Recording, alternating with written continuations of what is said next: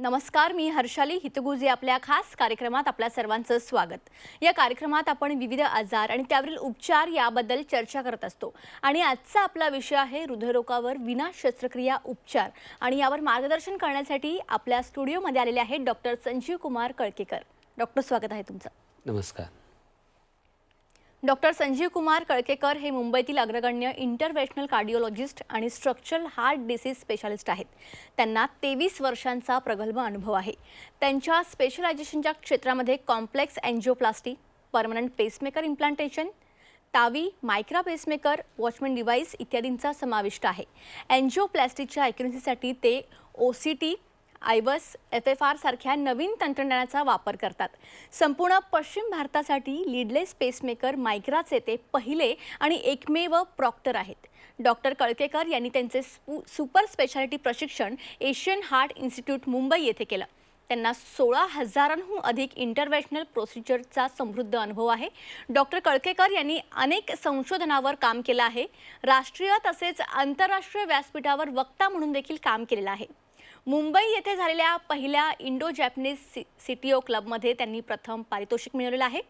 त्यांनी Paris, France येथे आयोजित युरोपीसीआर आणि सॅन फ्रान्सिस्को USA येथे आयोजित TCT मध्ये त्यांची कॉम्प्लेक्स एंजियोप्लास्टीची सादर केली आहे आणि त्यांना त्यामध्ये खूप कौतुक झालेलं आहे त्यांचं। ते अपोलो हॉस्पिटल नवी मुंबई येथे पूर्णवेळ हृदयरोग तज्ज्ञ आहेत। ते नियमित मॅरेथॉनपटू देखील आहेत। चला तर मग आता विषयाला सुरुवात करूयात। तर डॉक्टर, सगळ्यात पहिला जेव्हा हृदयविकाराचा झटका एखाद्या व्यक्तीला येतो तेव्हा त्या पिरियडमध्ये जे गोल्डन हार्स असतात त्याचा नेमका अर्थ काय असतो? बेसिकली जेव्हा पेशंटला चेस्ट पेन होतं, तो चेस्ट पेनपासून पहिला 1 तास आम्ही त्याला गोल्डन आवर असं म्हटलं जातं। बेसिकली मॅक्झिमम डेथ ज्या असतात हार्ट अटॅकमुळे होतात त्या पहिल्या 1 तासात होतात। त्याच्यामुळे ह्या गोल्डन आवरमध्ये लवकरात लवकर हॉस्पिटलमध्ये जाणे आणि त्याची ट्रीटमेंट करणे हे पेशंटसाठी सगळ्यात फायदेशीर होऊ शकतं। आता एक एक्झाम्पल जर दिलं, समजा एखाद्या पेशंटचा ॲक्सिडेंट झाला आणि त्याला ब्लिडिंग होत असेल तर आपण तो पहिला 1 तास सगळ्यात महत्त्वाचा असतो, कारण की जास्त ब्लिडिंग झालं तर जीवाचा धोका असतो। तसंच हार्ट अटॅकसाठी पहिला 1 तास फार महत्त्वाचा असतो। त्याच्यामुळे ज्यांना कसल्याही प्रकारचं चेस्ट पेन आहे, ब्रेथलेसनेस झालेलं आहे किंवा धडधड होते आहे, आता चेस्ट पेन म्हणजे हे जॉलाईनच्या खाली आणि बेली बटनच्या वर जर चेस्ट पेन असेल, ह्याच्या ठिकाणी कुठे पेन असेल तर अशा पेशंटनी लवकरात लवकर हॉस्पिटलमध्ये जाणं हे जास्त फायद्याचं असतं। हृदयविकाराचा जेव्हा झटका येतो तेव्हा नेमकी कोणती खबरदारी घ्यायला हवी? बेसिकली पहिल्यांदा हे राहतं की जेव्हा एखादा आपल्याला वाटते की तुम्हाला काहीतरी चेस्ट पेन वगैरे होतं आहे, अशा वेळेस पहिलं काम करायचं असतं की लवकरात लवकर जवळच्या हॉस्पिटलमध्ये जाणे, हे पहिलं काम असतं।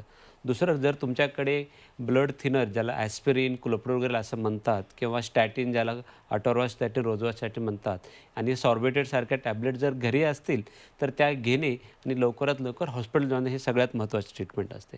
दुसरे, हॉस्पिटलमध्ये आल्यानंतर आम्ही समजा अशा हॉस्पिटल जसं अपोलो हॉस्पिटल जिथे की कॅथलॅब अवेलेबल आहे आणि 24 तास इंटरव्हेन्शनल कार्डिओलॉजिस्ट म्हणजे असे कार्डिओलॉजिस्ट जे अँजिओग्राफी आणि अँजिओप्लास्टी कधी करू शकतात असे कार्डिओलॉजिस्ट अवेलेबल असेल तर अशा वेळेस आम्ही लगेच त्यांची अँजिओग्राफी करतो, ब्लॉकेज कुठं ते पाहतो आणि लगेच अँजिओप्लास्टीकडून तो ब्लॉक काढून टाकतो। त्याच्यामुळं मसल डॅमेज व्हायचं प्रमाण कमी होऊन जातं। तर ह्याला आम्ही प्रायमरी अँजिओप्लास्टी म्हणतो। ही सगळ्यात बेस्ट ट्रीटमेंट असते। आता प्रत्येक ठिकाणी कॅथलॅब अवेलेबल नसते किंवा काही ठिकाणी कॅथलॅब अवेलेबल असते पण कार्डिओलॉजिस्ट अवेलेबल नसतो। अशा ठिकाणी मग थ्रोम्बोलायटिकसारखे मेडिसिन्स ज्याला की स्ट्रेप्टोकायनेस किंवा रेटिप्लेज असे ड्रग राहतात ते देऊन त्यांचे त्यांचं ते थ्रोम्बोलायटिक देऊन ते ब्लड क्लॉटने त्याला आम्ही थ्रोम्बोलायट असं म्हणतात आणि ही सेकंडरी ट्रीटमेंट राहते। डॉक्टर, हार्ट ब्लॉकेजेससाठी नॉन सर्जिकल, नॉन शस्त्रक्रिया पर्याय नेमके कोणते आहेत आता सध्या? जेव्हा आपण एखाद्या पेशंटची अँजिओग्राफी करतो आणि त्याच्यामध्ये लक्षात येते की सिग्निफिकंट ब्लॉकेज आहेत, सिग्निफिकंट म्हणजे जे ब्लॉकेज 70% किंवा त्यापेक्षा जास्त आहेत त्याला आम्ही सिग्निफिकंट ब्लॉकेज म्हणतो। तर अशा वेळेस पेशंटला 2 चॉईस असतात, एक तर सर्जरी करणे आणि दुसरं अँजिओप्लास्टी करणे। आता युजली असं विचार करतात लोक की 1-2 ब्लॉक असेल तर अँजिओप्लास्टी करायची असतात आणि ज्यापेक्षा जास्त ब्लॉक आहे तर सर्जरी करतात, हे असं नसतं। बेसिकली पेशंटला ब्लॉक कुठे आहेत, ब्लॉक किती आहेत, त्याचं पर्सेंटेज किती आहे, पेशंटला जनरल आजार कसा आहे, रेस्पिरेटरी आजार आहे का, ओबेसिटी आहे का, पेशंटचं डायबिटीज स्टेटस कसं आहे आणि पेशंटच्या पर्सेंटेज ब्लॉकेजनुसार आम्ही मग ठरवत असतो अँजिओप्लास्टी करायची का बायपास करायची। आता युजली जर लेफ्ट मेन आर्टरी असेल, ज्याची हार्टची मेन धमनी आहे किंवा बायफर्केशन असेल किंवा क्रोनिक टोटल ऑक्लुजन म्हणजे बऱ्याच प्रमाणात लॉंग ब्लॉकेज आहेत किंवा मग एखादा ब्लॉक आहे ज्याला कॅल्शियम आहे, अशा ब्लॉकेजला युजली सर्जरी चॉईस दिला जातो. पण जसं सायन्स इम्प्रूव्हमेंट झालं तशा प्रकारचे नवीन नवीन स्टेंट आलेत आणि त्यात सगळ्यात इम्प्रूव्हमेंट म्हणजे की सध्या त्याला इमेजिंग गायडेड अँजिओप्लास्टी जसं OCT आणि आयव्हरचा डेव्हलपमेंट झाला. ह्याच्यामध्ये आम्ही काय करतो की आपल्या हार्टच्या आर्टरीजमध्ये कॅमेरा टाकला जातो आणि अँजिओप्लास्टीचं ॲक्युरसी वाढवलं जाते. हे जसं सायन्स डेव्हलप झालं तसं आम्ही लेफ्ट मेन अँजिओप्लास्टी पण करतो. मेन आर्टरीचं असेल तर त्याची पण आम्ही अँजिओप्लास्टी करतो. त्याच्यानंतर क्रोनिक टोटल ऑक्लुजन म्हणजे बऱ्याच दिवसापासून जुना ब्लॉक आहे, असे पण ब्लॉक काढले जातात. तिसरं गोष्ट एक ज्याच्या पेशंटमध्ये कॅल्शियम आहे, कॅल्शियम असेल तर अँजिओप्लास्टी अवघड राहायची. पण जसं रोटा अब्लेशनसारखे टेक्निक आलेले आहेत, एक इंट्राव्हास्क्युलर लिथोट्राप्सीसारखे टेक्निक आलेले आहेत ज्याच्यामुळे की कॅल्शियम हे ब्रेक होऊन जातं. त्याच्यामुळं कॅल्शिफाईड व्हेसलमध्ये पण अँजिओप्लास्टी आपल्याला करता येतं. क्रोनिक टोटल ऑक्लुजन आहेत जे की लॉंग ब्लॉक आहेत त्याच्यामध्ये पण अँजिओप्लास्टी करता येतात. त्याच्यामुळे सध्याच्या स्टेजला अँजिओप्लास्टी हे कॉम्प्लिकेटेड केसेसमध्ये पण करतो आणि अशा गोष्टी आम्ही कॉम्प्लेक्स अँजिओप्लास्टी असं म्हणतो. ओके. डॉक्टर, वॉल बदलण्यासाठी नॉन सर्जिकल पर्याय नेमके आता कोणते कोणते उपलब्ध आहेत? जेव्हा आपण वॉल रिप्लेसमेंटची थेरपी ठरवलं जाते तर युजली वॉल रिप्लेसमेंट हा सर्जनचा डोमेन समजला जातो. म्हणजे वॉल रिप्लेसमेंट म्हणजे सर्जरी हा चॉईस राहता. पण असं म्हणतात की गरज ही शोधाची जननी आहे. तसंच आहे की जरा हाय रिस्क पेशंट राहायचे अशा पेशंटमध्ये सर्जरी पॉसिबल नसायची तर त्याच्यावेळेस तावीचा शोध लागला. तावीमध्ये काय राहतं की जसं आपला एओटिक वॉल असतो तो जर आजारीपणामुळे जर लहान झाला तर असे वॉल रिप्लेसमेंटच्या टेक्निकला तावी म्हणतात. तसं तावीचा अर्थ आहे की transcatheter aortic valve replacement. म्हणजे कसं की विदाऊट सर्जरी आम्ही अशा पेशंटमध्ये कॅथेटर टाकतो आणि ज्या ठिकाणी वॉल आहे त्या ठिकाणी आम्ही हा पर्क्युटॅनस टेक्निक विदाऊट सर्जरी तो वॉल रिप्लेस केला जातो. हे झालं आता एओटिक वॉलसाठी. दुसरं आपलं असतं की मायट्रल वॉल असतो. तसेच अजून ट्रायकस्पिड आणि पल्मोनरी वॉल असतात. आता अजून पण टेक्निक आलेत. बऱ्याच पेशंटमध्ये असं राहतं की ऑलरेडी सर्जरी झालेला आहे, बायोप्रोस्थेटिक वॉल टाकलेला आहे आणि आता तो वॉल 10-12 वर्षानंतर तो छोटा होऊन गेलेला आहे. मग अशा पेशंटमध्ये जुना वॉलच्या ठिकाणी आम्ही नवीन वॉल टाकतो, ज्याला की आम्ही वॉल इन वॉल टेक्निक म्हणतो. ह्या पण टेक्निक आल्या. त्याच्यामुळं आजकाल ज्यांचं वय 65 आहे अशा पेशंटला कुठलाही पेशंट 65च्या वर असेल तर अशा पेशंटमध्ये वॉल रिप्लेसमेंटसाठी प्रत्येक वेळेस सर्जरीची गरज नाही. 65च्या वर आपण विदाऊट सर्जरी ही तावी करून आपण तो वॉल रिप्लेसमेंट करू शकतो. ज्या पेशंटला ऑलरेडी वॉल टाकलेला आहे बायोप्रोस्थेटिक अशा पेशंटमध्ये पण आपण दुसरा वॉल टाकून पुढे त्याचं आयुष्य वाढू शकतो. आता अजून एक डेव्हलपमेंट आली तिला मायट्रल वॉलसाठी. समजा एखादा पेशंटचा मायट्रल वॉल आहे आणि तो छोटा झाला तर त्याला आम्ही BME म्हणजे बलून मायट्रल वॉलोप्लास्टी करून ओपन करून जातो. पण समजा हा मायट्रल वॉल लिकी वॉल झालेला आहे, वॉल लिकेज होते तर अशा ठिकाणी मायट्रा क्लिप नावाचं नवीन मशीन आलेलं आहे ज्याच्यामध्ये आम्ही नवीन टेक्निक आहे त्याच्यामध्ये मायट्रलला आम्ही जवळ करून त्याचं लिकेज थांबवू शकतो. त्याच्यामुळं जवळपास आज प्रत्येक valve replacement is not surgery. आपण विदाऊट सर्जरी हे वॉल रिप्लेसमेंट करू शकतो with the help of TAVI MitraClip. आणि याच पद्धतीने पेसमेकर इम्प्लांटेशनसाठी नेमके आता कोणते कोणते पर्याय आहेत? युजली जेव्हा आपण पेसमेकर इम्प्लांटेशन म्हणतो तर बेसिकली पेसमेकर हृदयाची गती जर कमी झाली तर अशा पेशंटमध्ये आपण पेसमेकर करत असतो. तर ह्यामध्ये युजली क्लॅव्हिकल बोनच्या खाली आपण एक छोटीशी सर्जरी करत असतो आणि पेसमेकरची बॅटरी जी ह्या साईजची असते इथे ठेवली जाते आणि त्या बॅटरीचं कनेक्शन लीडनं हार्टला दिलं जातं. आता नाही म्हटलं तर ह्याच्यामध्ये सर्जरी इन्व्हॉल्व राहते. बऱ्याच पेशंटला सर्जरी नको असते, कधी कधी सर्जरी पॉसिबल नसते किंवा कधी कधी हे दोन्ही भाग ऑलरेडी वापरले असतात. मग अशा वेळेस सर्जरी पॉसिबल नसते. मग अशा पेशंटमध्ये एक नवीन टेक्निक आले ज्याला म्हणतात ते लीडलेस पेसमेकर. म्हणजे हे लीड नसलेलं पेसमेकर त्याला मी मायक्रा म्हणतो. आता मायक्रा पेसमेकरची सगळ्यात चांगली गोष्ट अशी आहे की त्याची साईज हे विटॅमिन कॅप्सूल एवढी असते. दुसरी गोष्ट चांगली अशी आहे की हे पेसमेकर विदाऊट सर्जरी टाकलं जातं. म्हणजे इकडनं छोटीशी सर्जरी की इथनं आम्ही कॅथेटर टाकतो आणि कॅथेटरला ते पेसमेकर बनवलं जातं आणि ते डायरेक्ट जाऊन हार्टच्या राईट व्हेंट्रिकलच्या सेप्टरला जाऊन बसतं. ह्याला आपण मायक्रा पेसमेकर असं म्हटलं जातं. ओके. आणि मग महाधमनी एन्युरिझमसाठी नेमके नॉन सर्जिकल पर्याय कोणते उपलब्ध आहेत? अच्छा, आता जे महाधमनीचा अॅन्युरिझम म्हणजे एओटिक अॅन्युरिझम बेसिकली एओटा म्हणजे आपली सगळ्यात महत्त्वाची आर्टरी असते जे की आपल्या हृदयाच्यापासून बाहेर पडते आणि ह्या आर्टरी कधी कधी तिथं अचानकच बल्ज येतो, स्वेलिंग येतो आणि हा बल्ज फार डेंजरस असतो. तर कधी कधी हा बल्ज जर तुटला तर मृत्यू हाच एकमेव पर्याय राहतो. अशा ठिकाणी अशा पेशंटची ट्रीटमेंट करणं फार गरजेचं असतं. आतापर्यंत ह्याच्यासाठी ट्रीटमेंट जी होती फक्त सर्जरी राहायची, मेजर सर्जरी राहते. आपल्याला abdomen ओपन करून सर्जरी करावी लागायची. पण आता ह्या ठिकाणी बऱ्याच ठिकाणी आम्ही EVAR ज्याला की एंडोव्हास्क्युलर एओर्टिक रिपेअर म्हटलं जातं त्या गोष्टीची अवेलेबिलिटी आली आणि हे केल्यामुळं पेशंटचा एकतर सर्जरी आणि नॉन सर्जिकलमध्ये फायदा काय राहतो तर एकतर हॉस्पिटल स्टे खूप कमी होऊन जातो. जे पेशंट जे सर्जरीनंतर 6 ते 7 दिवस ठेवावे लागतात असे पेशंट 2 ते 3 दिवसामध्ये होतात. जसं आम्ही तावी करतो तर पेशंटला तावी केल्यानंतर तावीला हार्डली 45 मिनिट लागतात. पेशंट दुसऱ्या दिवशी हा ICUच्या बाहेर येतो आणि दुसऱ्या दिवशी आम्ही डिस्चार्ज पण देऊ शकतो. ओके. म्हणजे ह्या सगळ्यात मोठा फायदा राहतो. दुसरा फायदा राहतो नॉन सर्जिकलचा की पेशंटला अनेस्थेशियाची रिस्क कमी होऊन जाते. सर्जरी म्हटली की अनेस्थेशियाने त्याच्याचे रिस्क आले त्या रिस्क कमी होऊन जाते. हॉस्पिटलचा स्टे कमी होऊन जातो आणि जिथं हाय रिस्क पेशंट आहे जसं एखाद्या पेशंटला दम्याचा आजार आहे किंवा शिवपिढीचा आजार आहे किंवा किडनीचा आजार आहे असे मजेच आजार राहतात की अशा पेशंटला लॉंग ड्युरेशन सर्जरी रिस्क राहते. त्या सर्जरी विदाऊट सर्जरी करता त्याची ट्रीटमेंट आपण इकडनं करू शकतो. जसं मी अॅन्युरिझमचं सांगत होतो की एओर्टिक अॅन्युरिझमला आपण स्टेंट टाकून त्याची चांगल्या प्रकारे ट्रीटमेंट करू शकतो. ओके. आणि मग हार्ट टीम अप्रोच म्हणजे एक्झॅक्टली काय असतं? आता बेसिकली पहिल्यांदा आपण समजूत की हार्ट टीममध्ये कोण कोण असतात. एकतर कार्डिओलॉजिस्ट त्यांचे फेलोज असतात, कार्डियक सर्जन असतात, कार्डियक अनेस्थेटिक असतात आणि त्याच्यानंतर कार्डियक इंटेन्सिव्हिस्ट असतात. आता बऱ्याच वेळेस कसं होतं की पेशंटला माहीत नसतं की माझा जो आजार आहे तो कार्डिओलॉजिस्टकडे जायचं का सर्जनकडे जायचं. जेव्हा एखादा 2 ब्लॉकेज सिंपल असतं तेव्हा अँजिओप्लास्टी चांगली असते. काही ठिकाणी मल्टिपल ब्लॉक असतात आणि बायपास हाच ऑप्शन राहतो. पण काही केसेस अशा राहतात ज्याच्यामध्ये अँजिओप्लास्टी किंवा बायपास हा चॉईस राहतो. मग अशा पेशंटमध्ये आम्ही कार्डिओलॉजिस्ट, कार्डियक सर्जन, अनेस्थेटिक आणि intensivist specifically high risk patient आहेत अशा ठिकाणी आम्ही सगळ्या पेशंटला एकत्र बसवतो. पेशंटसोबत आम्ही सर्वजण एकत्र बसतो आणि मग त्यावेळेस पेशंटची कंडिशन काय, ह्या पेशंटला अँजिओप्लास्टी दिलं तर कोणता ऑप्शन चांगला राहील, बायपास केलं तर कसं राहील, ह्याच्याविषयी डिसिजन घेतलं जातं. म्हणजे बऱ्याच वेळेस असं होते की पेशंट कार्डिओलॉजिस्टकडे अँजिओप्लास्टी येऊन जातो पण आम्हाला मीटिंगमध्ये असं वाटतं की नाही ह्याची सर्जरी चांगला चॉईस राहील. कारण बेसिकली आपलं गोल काय पाहिजे की पेशंटचं लाँग टर्म सर्वायवल आपल्याला कसं इम्प्रूव्ह करायला लागतं.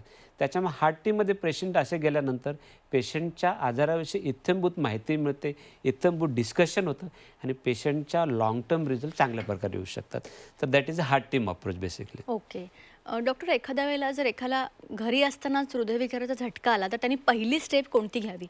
तर पहिल्यांदा तर एकतर आपल्याला जर वाटत असेल की चेस्ट पेन वगैरे होत आहे आणि काहीतरी अबनॉर्मल होत आहे अशा वेळेस पहिल्यांदा शांत राहणे, कॉल फॉर हेल्प लगेच तुमच्या कोणाला तरी बोलवा आणि लगेच हॉस्पिटलमध्ये जाणे ही सगळ्यात महत्त्वाची थेरपी असते. जसं मी अगोदरच बोललो की रक्त पातळ करायच्या गोळ्या औषधं असतील तर ते तुम्ही घेऊन हॉस्पिटलमध्ये पोहोचणं जास्त बरोबर राहतं. बरोबर. आणि त्याचबरोबर जेव्हा एखादा हृदयविकाराचा झटका येतो तेव्हा घरच्या घरी आपण काही करू शकतो का? बेसिकली घरच्या घरी अशी ट्रीटमेंट जास्त नसते. घरच्या घरी हे मेडिसिन देतो ही सगळ्यात थेरपी राहते. आजकाल कसं झालेलं आहे की बऱ्याच वेळेस आपल्याला चेस्ट पेन म्हणजे हार्ट अटॅकचं सिम्पटम काय त्याच्यातच आपला अर्धा वेळ जातो. म्हणजे आमच्याकडे जे पेशंट 12 तास 24 तासांनी येतात ते म्हणतात की मला असं वाटलं होतं की ॲसिडिटीच आहे किंवा मला असं वाटलं की मसल पेन आहे आणि असंच वाटतं आणि लोक दुर्लक्ष करतात. आणि मी जसं सांगतोय की हार्ट अटॅक आल्यानंतर पहिले 50% लोक हॉस्पिटलमध्ये पोहोचण्याच्या अगोदर डेथ होते. बेसिकली कशा कारण की लोक दुर्लक्ष करतात आणि बऱ्याच जणांना आपल्याला असं वाटतं की हार्ट अटॅक म्हणजे असा पाहिजे की काहीतरी ड्रामॅटिक सिम्पटम आले पाहिजे. हे सिम्पल मायनर चेस्ट पेन पण हार्ट अटॅकचे सिम्पटम राहू शकतात. स्पेसिफिकली काळजी घ्यायची ज्यांना डायबिटीज आहे अशामध्ये बऱ्याच वेळेस सायलेंट हार्ट अटॅक येतो म्हणजे पेशंटला त्रास फार होत नाही. दुसऱ्या ज्यांना अनकंट्रोल ब्लड प्रेशर आहे किंवा ज्यांचं वय खूप जास्त हे 3 पर्टिक्युलर आहेत अशा लोकांना कळत नाही. बऱ्याच जणांना कसं राहते काहीतरी खेळतात आणि ते विचार करतात की मला मसल पेन झालं. तर बेस्ट वे अशा ठिकाणी काय राहते की any symptom any chest pain जे तुम्हाला अम्ब्लिकसच्या वर होतं आहे आणि जॉ पेनच्या खाली होतं आहे अशा वेळेस हॉस्पिटलमध्ये जाणे, ECG, 2D इको, ट्रोपोनिन ज्याला की ब्लड टेस्ट म्हटलं जाते की ज्याच्यामध्ये खरंच अटॅक आहे की नाही कळतं ती टेस्ट करणे आणि कार्डियक इव्हॅल्युएशन म्हणजे कार्डिओलॉजिस्ट करणे किंवा फिजिशियनकडे चेकअप करून घेणे हे सगळ्यात महत्त्वाचं राहतं. ओके. तर डॉक्टर संजीव कुमार कळकेकर यांच्यासोबत आमची ही चर्चा अशीच चालू राहील. एक छोटासा ब्रेक घेऊया, लगेच परत येऊया. ब्रेकनंतर आपल्या सर्वांचं पुन्हा एकदा स्वागत. हृदयरोगावर विना शस्त्रक्रिया उपचार कशा पद्धतीने करता येऊ शकते याविषयी आपण डॉक्टर संजीव कुमार कळकेकर यांच्यासोबत चर्चा करत होतो. तर पुन्हा एकदा विषयाकडे वळूयात. तर डॉक्टर, आजकाल हार्ट अटॅकचं प्रमाण जे आहे ते दिवसेंदिवस वाढत चाललं, तर याच्यामागे नेमकं काय कारण असू शकतं? सध्या जे कारणं वाढत चाललेत तसं हार्ट अटॅकचं पहिल्यांदा एक तर कारण असं आहे की पेशंटची आपल्याकडची सेडेंटरी हॅबिट्स खूप वाढलेली आहे. अवेलेबिलिटी ऑफ रिसोर्सेसमुळं आजकाल लोकांना फिजिकल एक्झर्शन हे खूप कमी झालेलं आहे. दुसरं सांगायचं असेल तर स्मोकिंगचं प्रमाण खूप वाढलेलं आहे. आता स्मोकिंग हे कोणत्याही फॉर्ममध्ये राहू द्या, टोबॅको राहू द्या, सिगारेट राहू द्या, बिडी राहू द्या. बऱ्याच वेळेस मावा किंवा अशा प्रकार राहतात. हे पण इक्वलंट टू द स्मोकिंग असतं. ह्याचं प्रमाण वाढलेलं आहे. तिसरं आहे की यंग एजमध्ये स्ट्रेसचं प्रमाण खूप वाढलेलं आहे. स्त्रियांमध्ये बघायला गेलं तर आजकाल बऱ्याच स्त्रियांना बाहेर पण काम करावं लागतं. त्याच्यामुळे घरचं आणि बाहेरचं ह्याचं पण स्ट्रेस खूप वाढलेला आहे. त्याच्यानंतर असं बघायला गेलं तर आजकाल आपण इंडियाला डायबिटीजचे कॅपिटल म्हणतो. डायबिटीजचं प्रमाण खूप वाढलेलं आहे क्योंकि आपलं इम्प्रॉपर डाएट त्यामुळे. आता जसं डायबिटीज वाढलं तर हार्ट अटॅकचं प्रमाण त्यानुसार 3 पट वाढतं. त्याचं प्रमाण वाढलेलं आहे. तसंच अनकंट्रोल ब्लड प्रेशरचं प्रमाण खूप वाढलेलं आहे. सॉल्टी फूड जास्त घेतल्यामुळे बऱ्याच प्रमाणात यंग एजमध्ये पण ब्लड प्रेशर प्रमाण वाढलेलं आहे. त्यानंतर कोलेस्ट्रॉलचं प्रमाण वाढलेलं आहे. आजकालचं डाएट बघायला गेलं स्पेसिफिकली आउटसाईड फूडचं प्रमाण खूप वाढलेलं आहे. स्टोअर फूडचं खूप प्रमाण वाढलेलं आहे. बेक्ड फूडचं प्रमाण वाढलेलं आहे आणि ह्याच्यामध्ये डायबिटीज करणारे घटक असतात. अशा पेशंटमध्ये ब्लड प्रेशर करणारे घटक असतात. त्याच्यामुळे हे जे काही रिस्क फॅक्टर राहतात जसे की diabetes, blood pressure, cholesterol, smoking, वाढतं वय आणि टेन्शन, स्ट्रेस, इम्प्रॉपर डाएट आणि लॅक ऑफ एक्झरसाईज आणि ओबेसिटी हे महत्त्वाचे 9 कारणे आहेत ज्याच्यामुळे की आजकाल हार्ट अटॅकचं प्रमाण वाढलेलं आहे. ओके. डॉक्टर, अपोलो हार्ट इन्स्टिट्यूटमध्ये नेमके कोणते नवीन तंत्रज्ञान उपलब्ध आहेत? त्याचबरोबर जटिल हृदयविकारावर उपचार या सगळ्याबद्दल कशा पद्धतीने काम केलं जातं याविषयी आमच्या प्रेक्षकांना सांगा. तर पहिल्यांदा तर असं आहे की आज आता मी जे काही कंडिशन एक्सप्लेन केल्या ज्याच्यामध्ये की कॉम्प्लेक्स अँजिओप्लास्टी आहे जिथे की मेन व्हेसलची अँजिओप्लास्टी असू द्या किंवा जंक्शनची अँजिओप्लास्टी राहू द्या किंवा पेशंटला कॅल्शिफाईड व्हेसल असेल त्याच्यामधली अँजिओप्लास्टी राहू द्या किंवा क्रोनिक टोटल तर अशा सगळ्या प्रकारच्या हायरिस अँजिओप्लास्टी आम्ही अपोलोमध्ये करतो. त्याच्या प्रकारे वॉल रिप्लेसमेंट झालं की तावी किंवा मायट्रा क्लिप असं म्हणतात ह्या प्रोसिजर आम्ही अपोलो हॉस्पिटलमध्ये करतो. त्याच्यानंतर विदाऊट सर्जरी पेसमेकर ज्याला म्हणतात अशा प्रोसिजर केल्या जातात. त्याच्यानंतर एओटिक अबडॉमिनल एओटिक वॉल स्टेंटिंग किंवा अॅन्युरिझमल स्टेंटिंग आम्ही करत जातो. एवढंच नाही तर ज्या पेशंटला जिथं सर्जरी गरज पडते अशा ठिकाणी आमच्याकडे कार्डियक सर्जन अत्यंत एक्सपर्टाईज कार्डियक सर्जन आहेत. आमच्याकडे जवळपास 8 ते 9 कार्डियक ट्रान्सप्लांट झालेले आहेत ज्याचं हृदय आम्ही ऑलरेडी बदलले आहेत आणि गेल्या 3 वर्षापासून हे 7ही पेशंट अब्सोल्युटली चांगल्या प्रकारे काम करत आहेत. तर अपोलोचं खासियत असं आहे की आम्ही जे काम करतो ते हार्ट टीम म्हणून काम करतो. पेशंटच्या बेनिफिटसाठी जे काही सगळ्यात चांगलं त्या करतो आणि एक्सलंट ट्रॅक रेकॉर्ड आहे आणि that is one of the cardiac centre of excellence आहे. ह्या गोष्टीचा आम्ही पेशंटला देऊ शकतो फायदा. ओके. डॉक्टर, आपण हार्ट अटॅकनंतर कशी ट्रीटमेंट करायची किंवा त्यानंतरचे उपाय याविषयी चर्चा केली, पण एक प्रिव्हेन्शन म्हणून हार्ट अटॅक होऊच नाही यासाठी आपण कोणती खबरदारी घ्यायला हवी? ह्याच्यामध्ये मी तर असं पंचसूत्री म्हणून सांगत असतो कधी पण. ह्याच्यामध्ये पहिली गोष्ट असेल की समजा तुम्हाला हार्ट अटॅक येऊच नाही असं वाटत असेल तर पहिल्यांदा बी ॲक्टिव्ह. त्याच्यामध्ये तुम्ही ॲटलिस्ट डेली वॉकिंग किंवा सायकलिंग किंवा स्विमिंग कुठली एरोबिक एक्झरसाईज 1 तास करा. जर तुम्हाला जिमला जायचं असेल तर जिमला जाऊ शकता पण 30 मिनिट्स ॲटलिस्ट कार्डिओ एक्झरसाईज करा.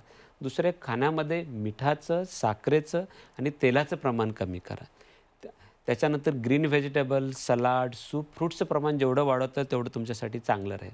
तिसरी गोष्ट आहे की मिनिमम स्ट्रेस जेवढं तुम्हाला स्ट्रेस कमी करता येईल तेवढं स्ट्रेस करून घ्या. चौथी गोष्ट आहे समजा तुम्हाला डायबिटीज, ब्लड प्रेशर किंवा कोलेस्ट्रॉलचे आजार असेल तर ह्याच्यासाठी तुमच्या डॉक्टरांनी मेडिसिन दिलं असेल किंवा तुमची अँजिओग्राफी, अँजिओप्लास्टी किंवा बायपास झाला असेल आणि डॉक्टरांनी मेडिसिन दिलं असेल ते मेडिसिन रेग्युलरली घ्या आणि तुमचे जे डायबिटीज, ब्लड प्रेशर ह्यांना कंट्रोल ठेवा.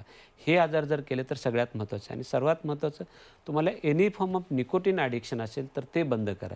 कारण निकोटीन ॲडिक्शन आणि स्ट्रेस हे सगळ्यात महत्त्वाचे कारण आहेत ज्याच्यामुळे यंग एजमध्ये हार्ट अटॅक येतो. ओके. डॉक्टर, जाता जाता आमच्या प्रेक्षकांना अगदी थोडक्यात काय मेसेज द्याल? हे सांगायचं मला की जेवढं prevention is always better than cure and it is cheaper than cure. एकदा हार्ट अटॅक आल्यानंतर ज्यांनी पंपिंग जर कमी झाली तर ही कधीही न भरून येणारे नुकसान असतं. त्याच्यामुळे be active, take care of your diet and reduce your stress that is आणि जेव्हा काही आजार असतो तेव्हा आमच्यासारखे लोक आहेतच जिथं आम्हाला तुम्हाला मदत करू शकतो. धन्यवाद. नक्कीच. तुम्ही या ठिकाणी याला खूप चांगलं मार्गदर्शन आमच्या प्रेक्षकांना केलं त्यासाठी तुमचे मनापासून धन्यवाद. थँक्यू. तर डॉक्टर संजीव कुमार कळकेकर यांच्यासोबत आपण हृदयरोगावर विना शस्त्रक्रिया उपचार कसे करावेत, त्याचबरोबर प्रिव्हेन्शन म्हणून आपण कोणती काळजी घ्यायला हवी याविषयी अत्यंत उत्कृष्ट मार्गदर्शन त्यांनी या ठिकाणी केलेलं आहे. तुम्हाला सुद्धा या संदर्भात अधिक माहिती हवी असेल तर स्क्रीनवर जे नंबर दिसत आहेत त्यावर संपर्क करू शकता. कार्यक्रमात आता वेळ झाली आहे इथेच थांबण्याची. ताज्या बातम्यांकरिता पाहत रहा झी24 तास.